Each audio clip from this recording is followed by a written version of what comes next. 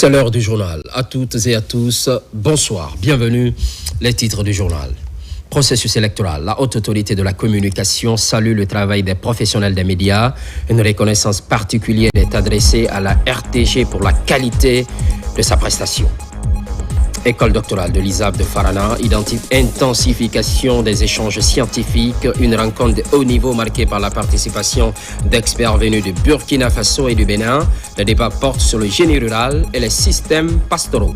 Parmi les symboles les plus marquants de l'indépendance de la Guinée figure en bonne place l'imprimerie Patrice Lumumba. Malheureusement, c'est la descente aux enfers pour ce patrimoine historique. À suivre en fin de journal. Processus électoral. Le travail des professionnels des médias est salué par la haute autorité de la communication, je vous le disais à l'entame. Des hommages particuliers sont rendus à la RTG pour la qualité de sa prestation. Séance tenante, l'organe de régulation invite les hommes de médias à poursuivre leur mission dans le strict respect de l'éthique et de la déontologie. Mamadou Saliouba. Au palais historique du 25 août, ces professionnels de l'information, des médias publics et privés se retrouvent autour des commissaires de la haute autorité de la communication.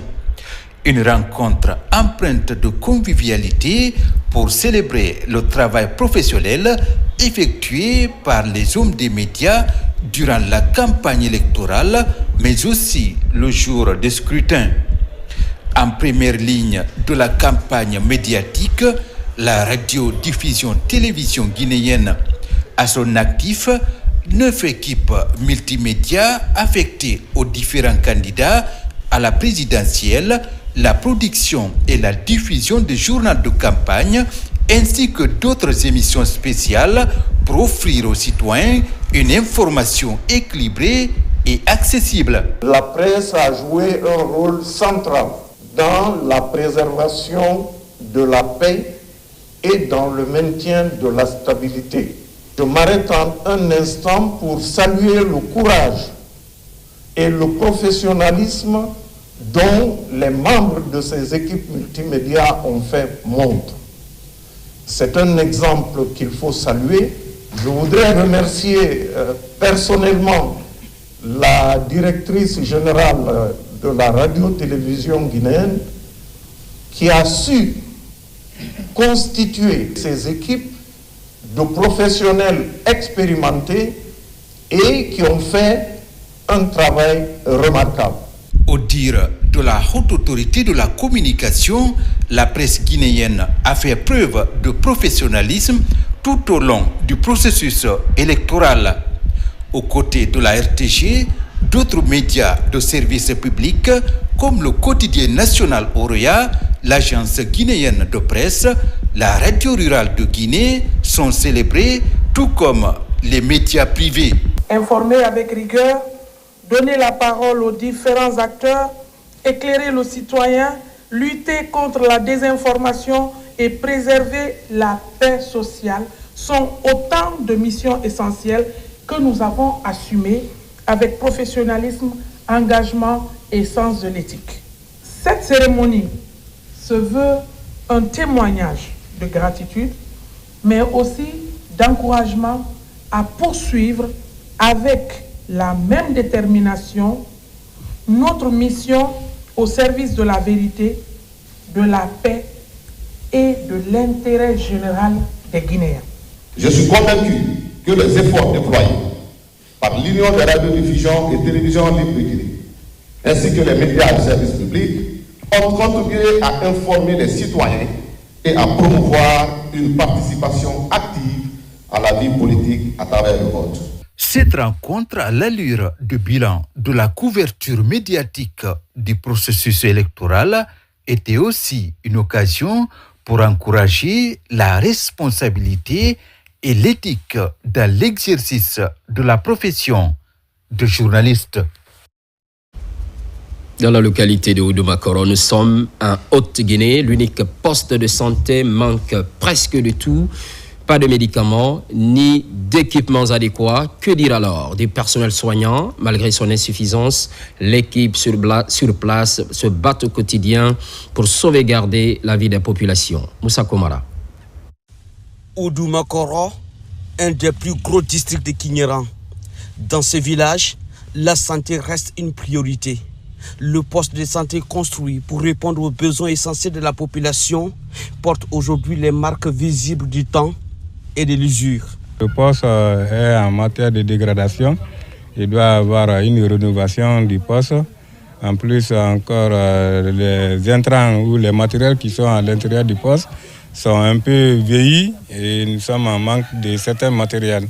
Dans ce poste de santé, pas de pharmacie ni de lit adapté, à l'image de ces lits d'accouchement.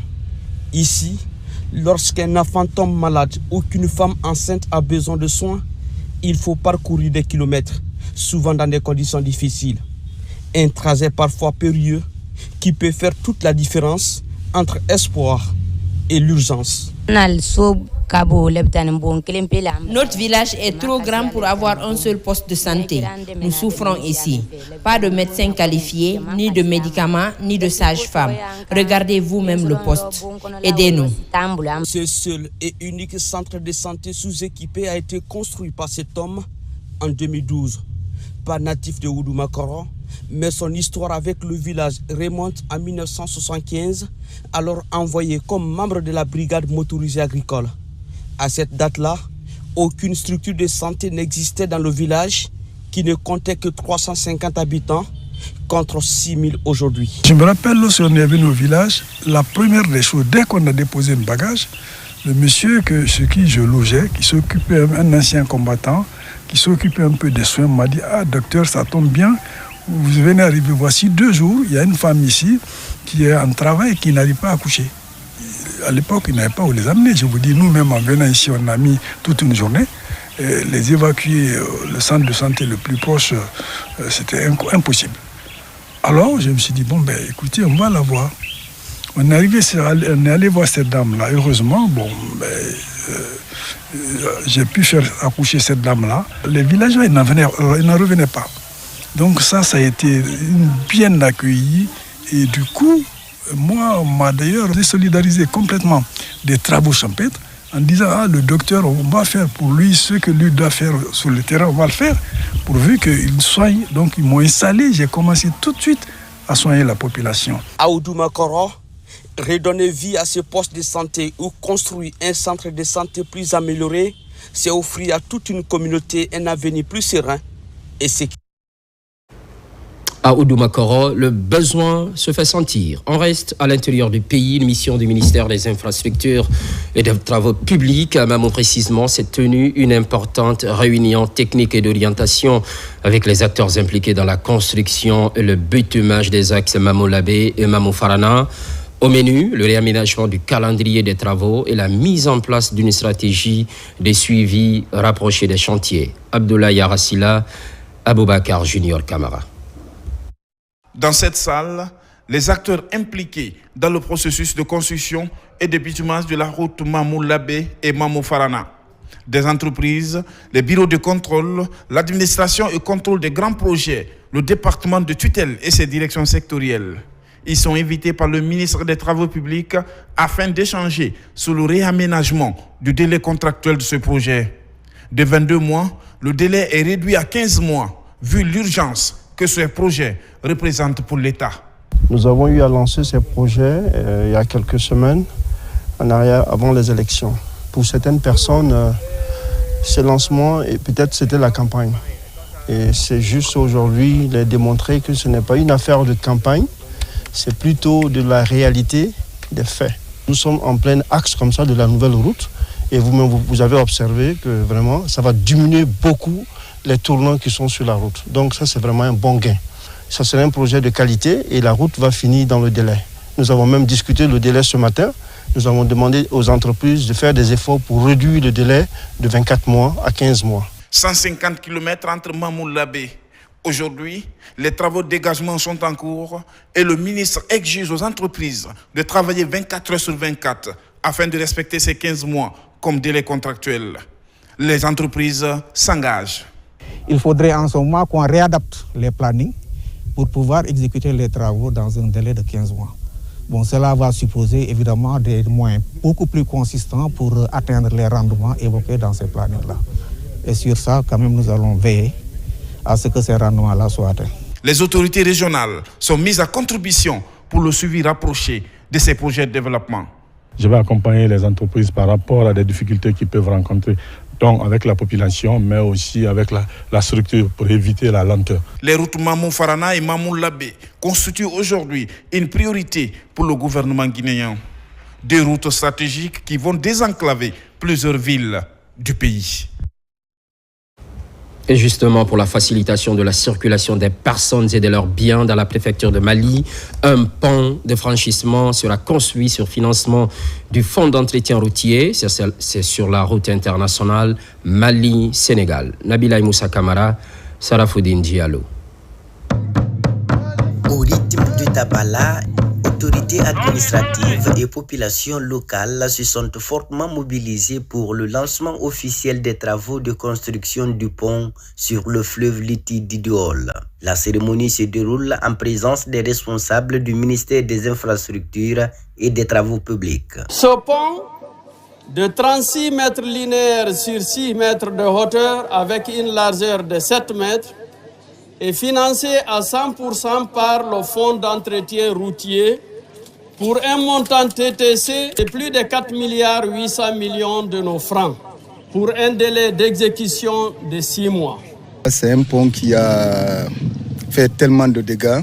Il y a eu des vies humaines qu'on a perdues là-bas. Donc l'État a jugé nécessaire de pallier à la souffrance de cette population.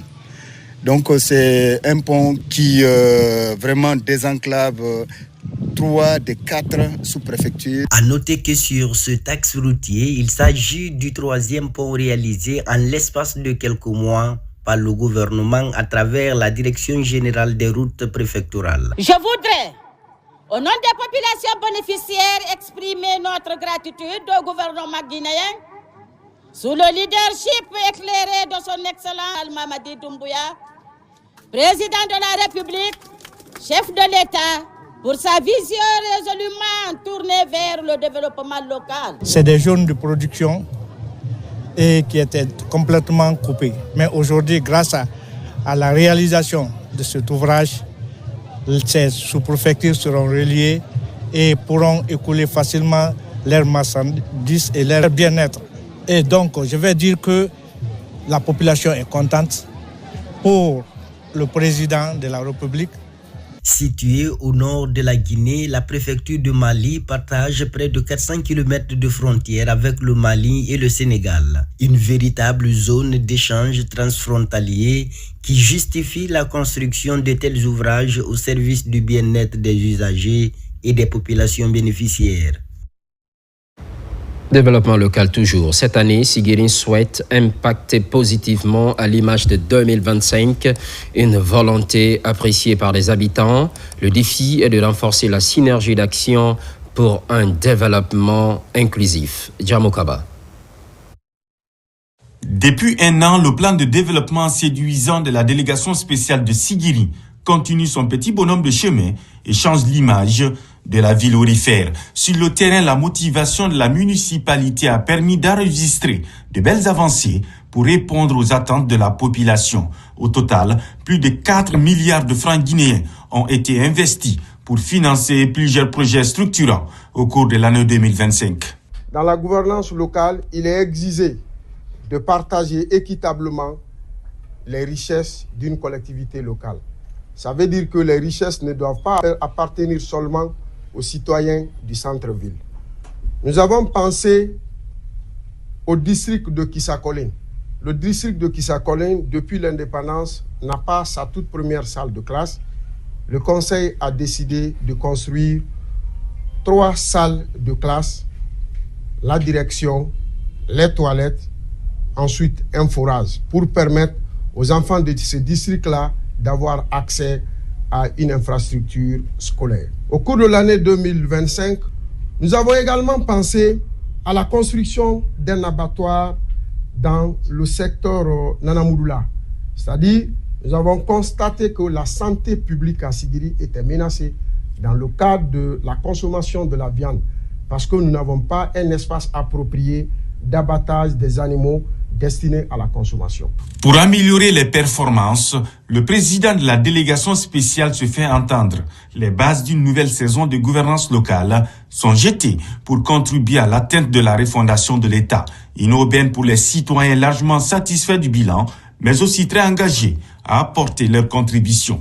Ce bilan est le fruit d'un travail acharné de toute l'équipe communale. Nous avons participé ensemble à l'ensemble des prises de décision. Ça a été un travail d'équipe, des concertations ont été faites chaque fois que des décisions majeures devraient être prises. Aujourd'hui, je remercie Allah. Si Dieu vous donne un bon chef, il faut être fier. Je suis satisfait de leur travail. Avec la vision du président de la délégation spéciale, de nombreux projets se développent à Sigiri. Partout, des chantiers sont ouverts pour réanimer la municipalité. La mise en œuvre de la politique du gouvernement sur le plan local traduit l'engagement de l'équipe de Souleymane Koïta en matière de développement local durable. Pendant ce temps, à Farana, dynamique nouvelle au sein de l'école doctorale de l'ISAV. Il s'agit de l'intensification des échanges scientifiques. On note la participation d'experts venus de Burkina Faso et du Bénin. Le débat porte sur le génie rural et les systèmes pastoraux, des axes importants pour le développement agricole de la sous-région. Ibrahima Oulem Fofana. Nous sommes à l'ISAV de Farana, l'unique institut supérieur agronomique de la Guinée. Aujourd'hui, cet institut supérieur émerge de plus en plus en recherche scientifique grâce à ses partenariats avec certains pays de l'espace CAMES comme le Burkina et le Bénin.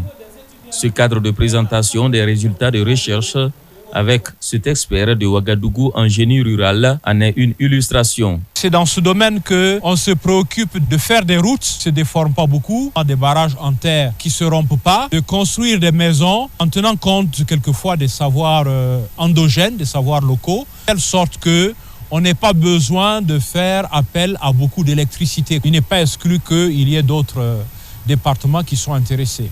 Au cours de la deuxième journée de cette série d'activités scientifiques, c'est au tour de l'expert du Bénin. À cette rencontre, les résultats de recherche en systèmes pastoraux, agroforesterie et aménagement forestier sont présentés. Des échanges assez bénéfiques pour les étudiants et encadrants, ainsi qu'à l'école doctorale de l'ISAV de Farana. Je peux rassurer que ce n'est en rien différent de ce que nous observons dans la sous-région et que Farana est très bien inscrit dans le concert des écoles doctorales en sciences agronomiques en Afrique de l'Ouest. L'essentiel des secteurs d'activité de nos doctorants ou même de l'ISAV repose sur les missions de l'ISAV. L'ISAV de Farana a 3 missions. Il s'agit de la formation, de la recherche et du service à la communauté. Alors, puisque notre communauté est purement agro-pastorale, alors toutes nos activités sont agro-pastorales, ce sont des activités du monde rural.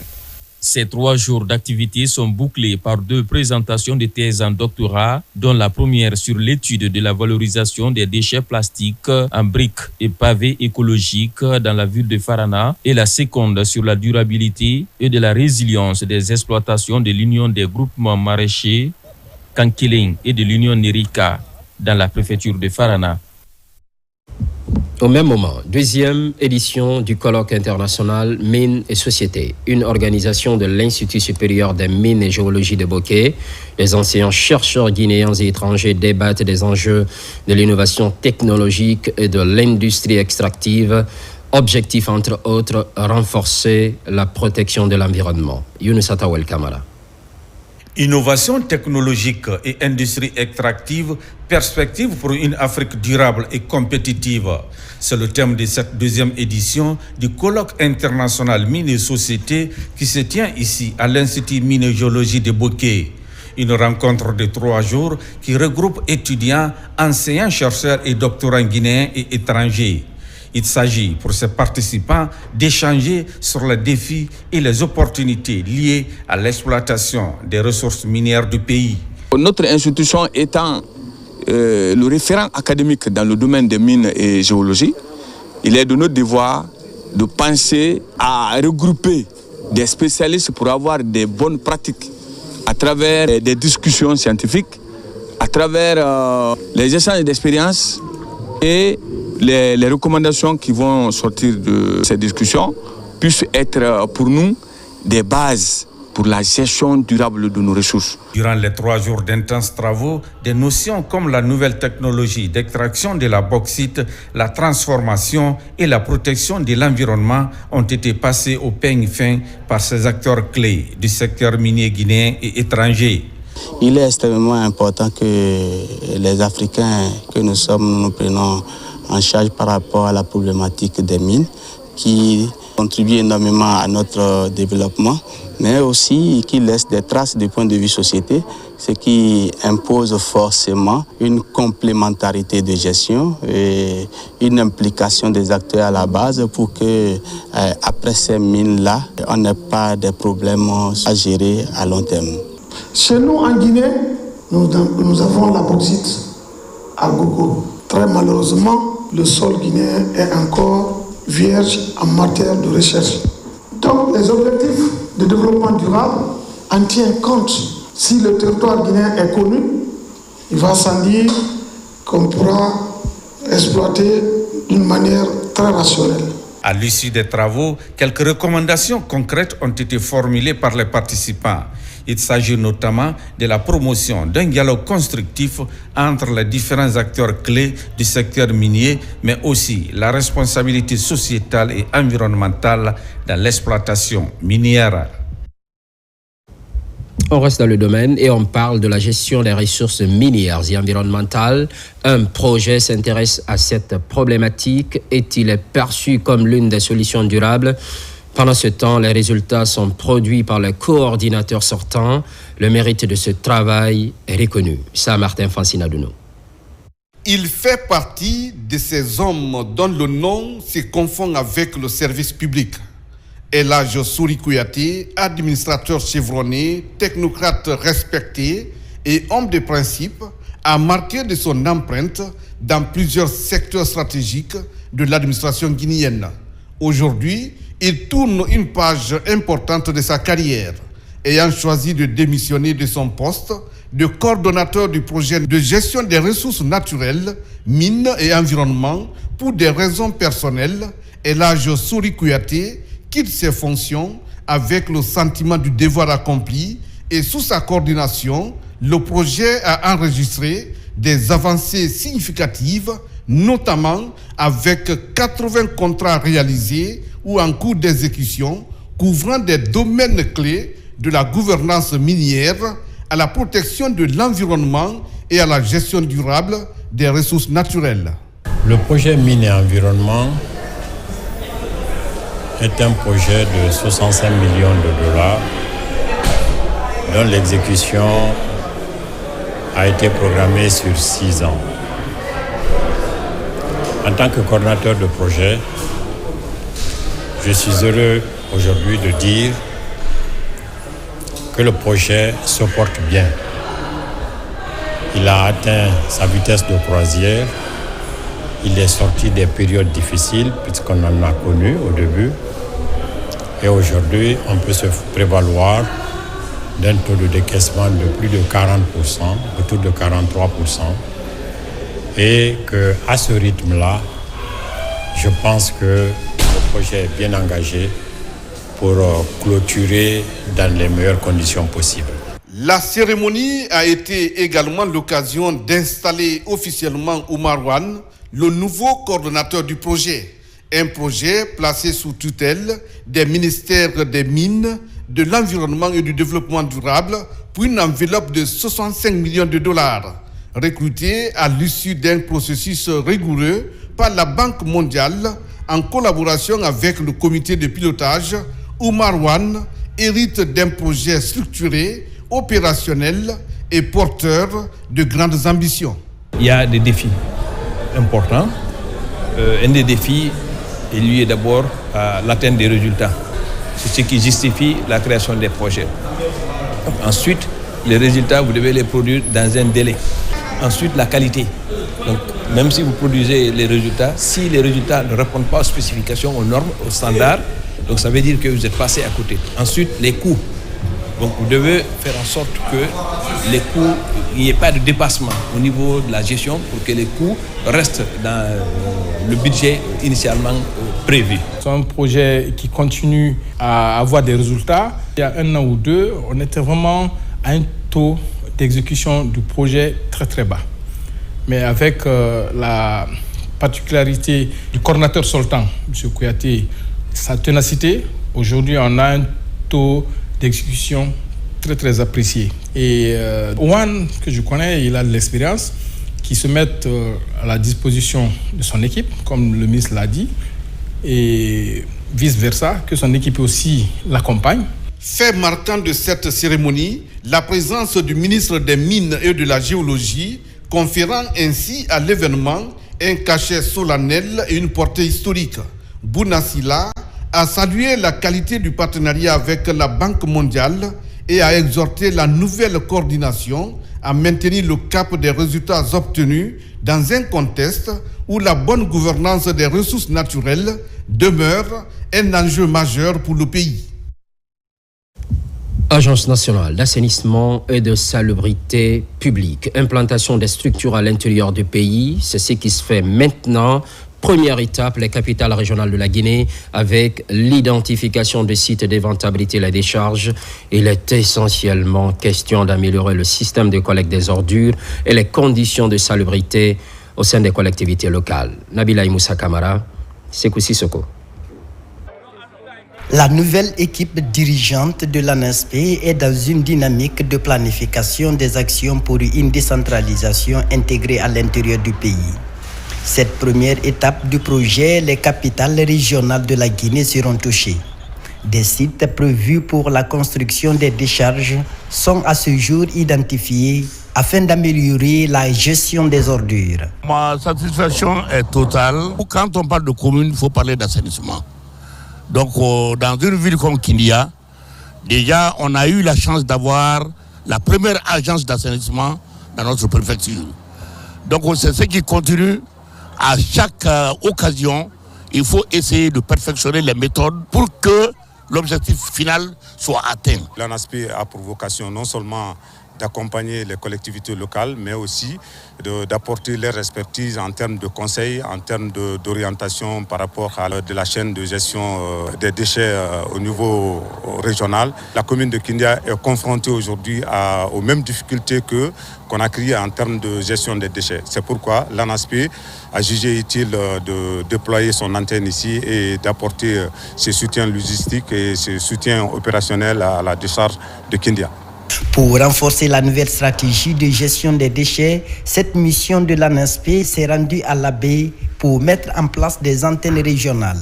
Cette démarche qui est entamée, ça va se poursuivre comme ça pour que toutes en quelque sorte, des antennes de l'ANASP soient installées dans les capitales régionales pour pouvoir en quelque sorte faire bénéficier à ces collectivités aussi de l'appui de l'État et des partenaires techniques et financiers dans le cadre de l'amélioration de leur environnement urbain. Le fait aussi de décentraliser l'agence de Conakry jusqu'au niveau de la région administrative de la baie, ça prouve à suffisance que l'État est préoccupé par rapport à ce que nous vivons au sein des différentes communes urbaines de la Guinée. À travers cette démultiplication des activités d'assainissement, la direction générale de l'ANASP entend dorénavant initier des séances de formation à l'intention de ces antennes.